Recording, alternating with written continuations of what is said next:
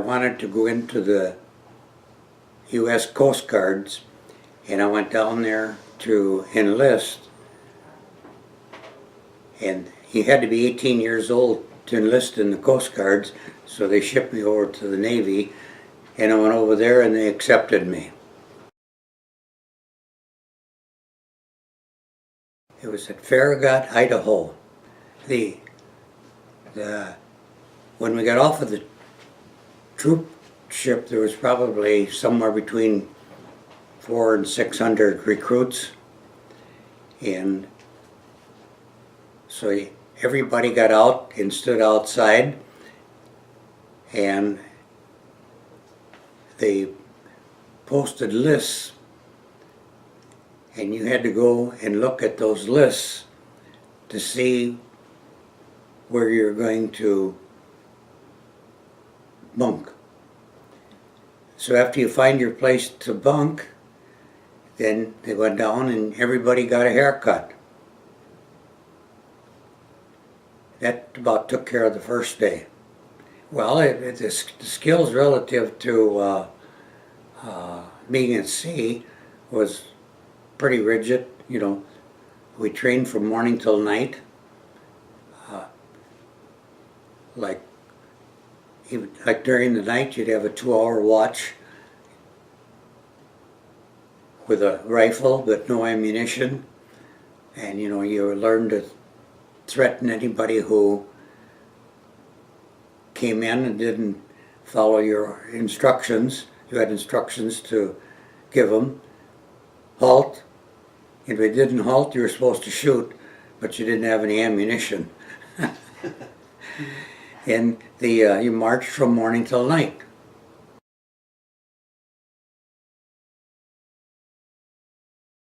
Okay, the ship was sunk at Pearl Harbor, and it was on December 7th, 1941, and it was raised from the bottom of the canal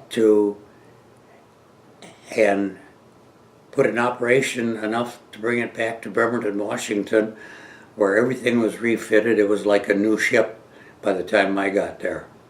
The ship was 624 feet long, and it was 99 feet wide, except for the blisters. There was 9 feet on each side. Okay, and there would probably be about 2,500 people on that. So it's you're pretty close to each other. The bunking area, it was stacked 4 high, both sides. So if you're sleeping here, there's someone sleeping right here. It was not as wide as this table. So then the one that was in the aisle, that came down at night. So the passageway was, maybe about 20 inches to go to and from.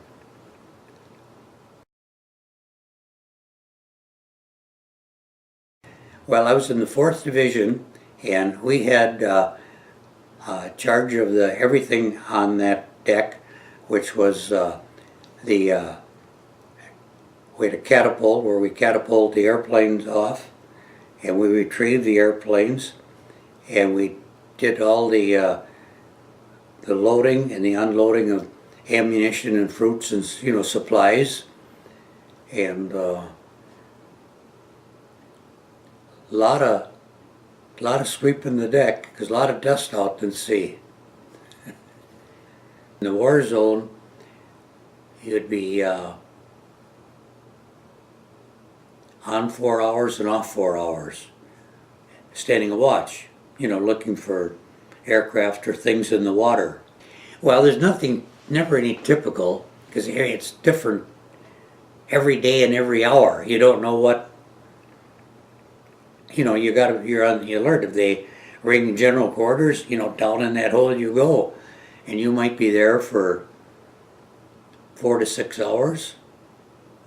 And but other than those types of things in air defense and stuff, let's forget about the the war part of it. Okay, so the first thing you did in the deck division, you swept the deck. Then you had breakfast. Okay, and then you probably went out and you swabbed it. And when you're done with that, you probably did knock some paint off and you painted the deck a little bit. Day after day. In the hot sun, you know, we were out on that sun maybe 12, 14 hours a day. No sunscreen, no nothing like that.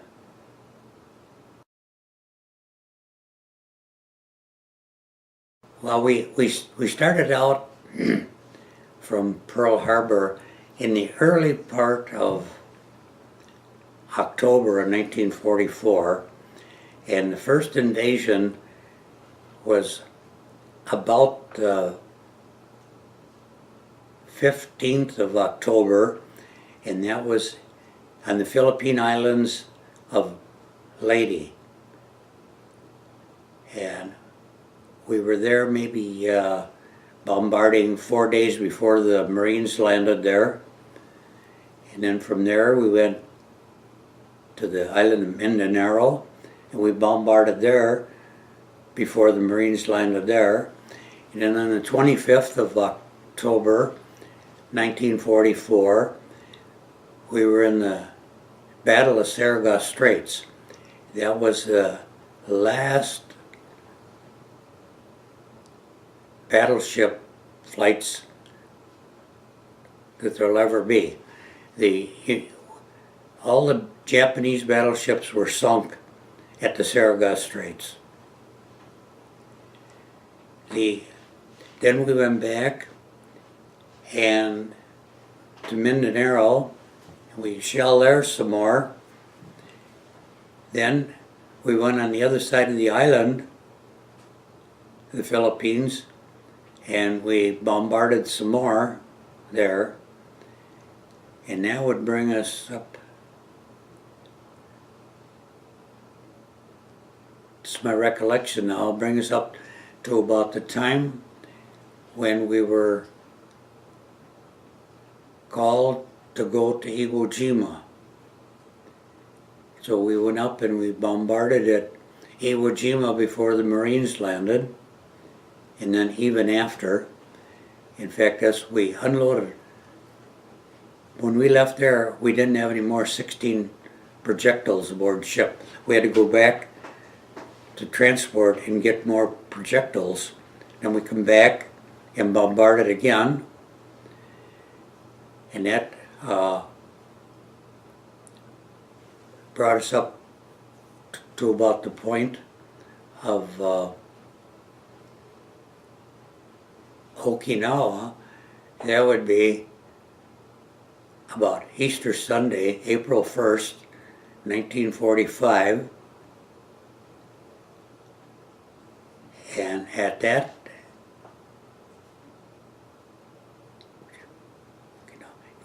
at about that time there, we were hit with a lot of kamikaze planes. It was just air defense all the time, night and day. And that evening, well, half a dozen of us were in the shower. Now there, you showered with salt water, and that was where the head was. That's the toilets. That's it. In Navy talk is heads.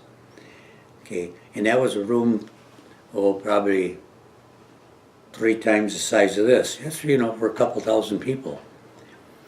And we got hit with a kamikaze. So when they do that, they hatch all the doors down, so you can't go from one compartment to the other. You were stuck in the bow of the ship. And that's when the enemy aircraft, that's what they want to hit, was the bow of the ship. because they can knock that thing out, and then, you can't move. The anchors are down, everything is down, and if they hit back farther, there's blisters, and that just explodes the blisters. This puts you out of commission. So, while I was there in the shower, now you're naked when you're taking a shower, and so some of these guys get pretty nervous.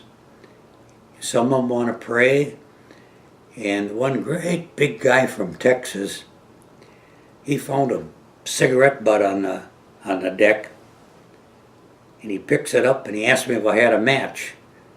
I don't have a stitch of clothes on. So naturally, I did not have a match. But see, some of those people upset the others who tried to stay calm. And the net result was, I think the Japanese bomb went down about 4 decks. It was a 500-pound bomb, but it didn't explode. It fell apart. And even the day that I left the ship, that color on the wall still remained. Whatever was in that powder, they just couldn't get it off of the walls.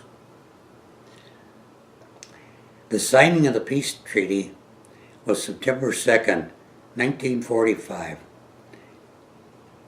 on the USS Missouri. And the USS West Virginia was just on the tail of the, the West Virginia was the only ship that was sunk at Pearl Harbor that was at the signing of the peace treaty between the Japanese and the United States in Tokyo Bay.